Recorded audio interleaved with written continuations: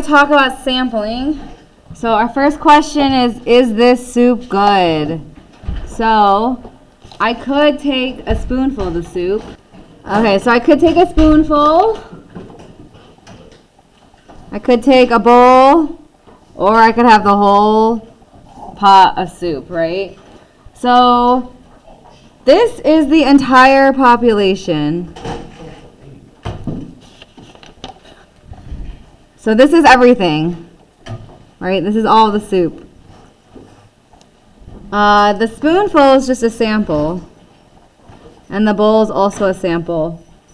But this is a smaller sample, and this is a bigger sample, right? So if you were to try the soup, you would want to take a sample just to see if it's good, because there's no reason why you should just eat the whole pot of soup, right? So the best sample size is going to have a good mix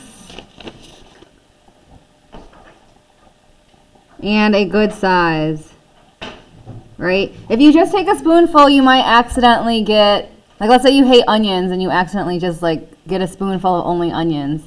That's why the bowl is the best sample, because you're going to get a little bit of everything, right? And then you can determine if you think the soup is good. So that's what this unit's all about. It's about differentiating between a sample and a population. So understanding like just trying out something over trying the whole thing. Okay, so let's look at a vocab word. Census.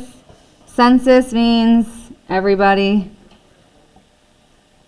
So a really common census is like every 10 years they do a census. And that is like polling every person in America. So they usually like email out forms to everyone, and they ask like your income and like make sure they keep track of how many kids you have. So it's very tedious, obviously. There's like 300 million people in America, but a census means everybody. The way that they do this to make it easier to find information is they use polls. So a census is a population, but they'll use polls for samples, right? So when they're like trying to figure out who's the popular presidential candidate, they'll do polls. They're not asking every single person which candidate they like, but they're going to take a sample size and ask polls, and then they're going to use that to determine like what they think the whole population is going to do. Okay, so let's do some actual definitions. Okay, so population is entire set of objects or individuals individuals being studied. Right, so that's everybody. The sample is a group from the population being studied. Right? So sort of like with our soup, the population is the entire set of soup, the entire container of soup. The sample is just a group from that population, just that little bowl from the entire pot of soup.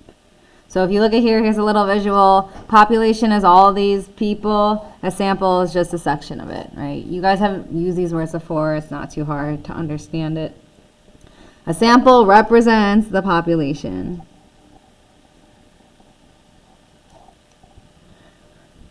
So if I take this sample, it should give me a representation of the population without having to ask the whole population, right?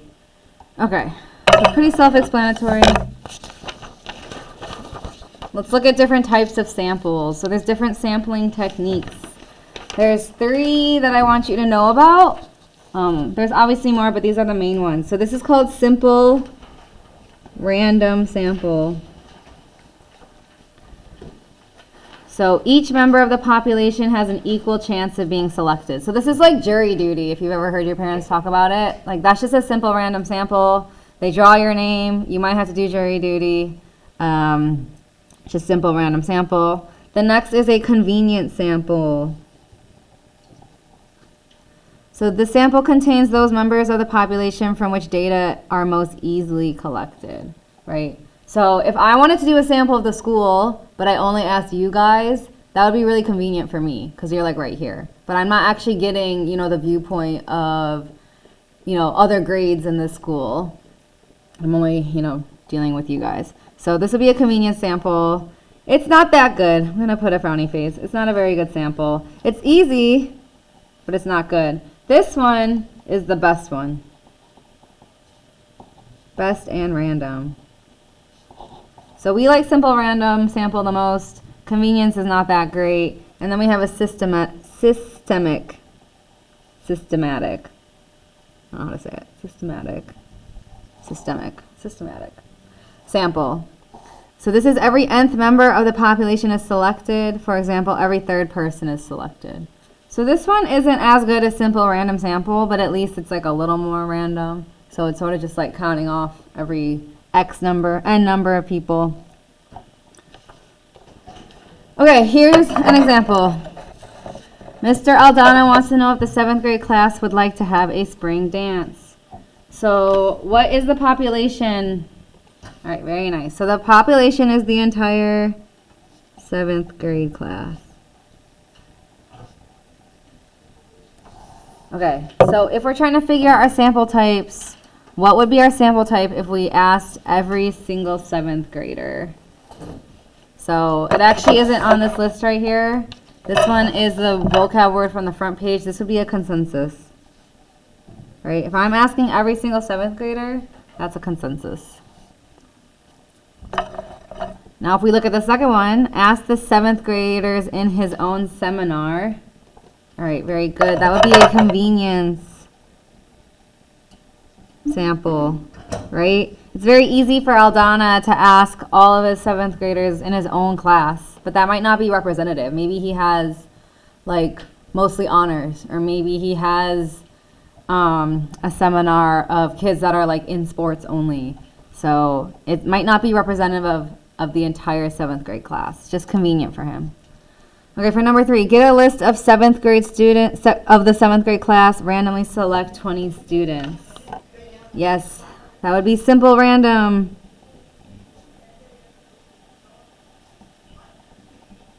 We have everyone's name. We're just going to randomly pick 20 out of a hat. It's super random. There's no way to control what's happening. This is the best one, simple random sample.